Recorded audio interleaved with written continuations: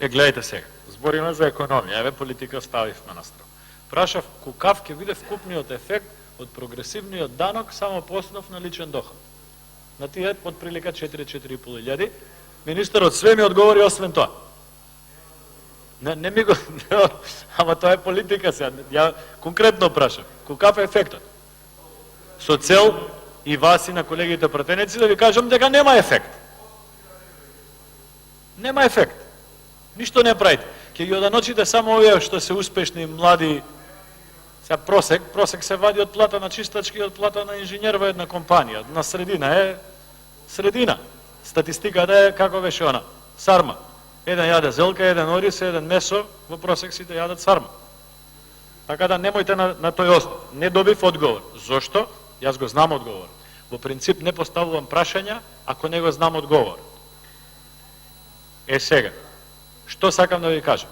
Дека прогресивниот данок, односно не вас, вие и знаете, професор сте на економски факултет, прогресивниот данок, она што го направивте сега, е само рекламен потек на владата. Во тој дел нема никаков ефект, односно ефектот е минимален, под 1.000.000 евра приход. Што е работата? Вие одбегнувате да го направите тоа што го ветувавте на избори. На избори ветувавте дека ќе ги оданочувате најбогатите. Богатството не се мери по приход. Богатството се мери по имот. Ако сакавте праведно оданочување, требаше неколку пати, јас и колегата Цуклев и колегата Илиовски, неколку пати ви реков, тргнете го ова на страна, оставете го така наречениот рамен данок, кој што не е рамен данок, во суштина е пропорционален данок. Дајте да видиме, ако некој има 4 стана, првиот стан ќе си го плаќа по прва основица, вториот по втора, третиот по трета, четвртиот по четврта. Ако некој има 2 возила, 3 возила, 5, тоа е богатство. Вие удирате на капиталот. 15% кажавте сега е ефективна даначна стапка на капиталот. Абе луѓе, остајте ги тие што вложиле капитал во бизнис, остајте ги. Намалете им ги даноците.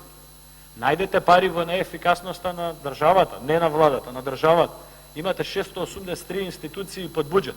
И ние сме имале, ако сакате и политички да се пресметува.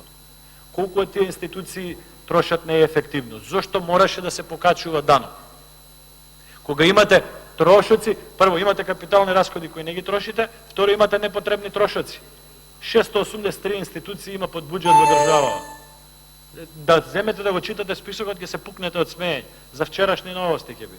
Ќе треба ја и тала да го читаме на вчерашни.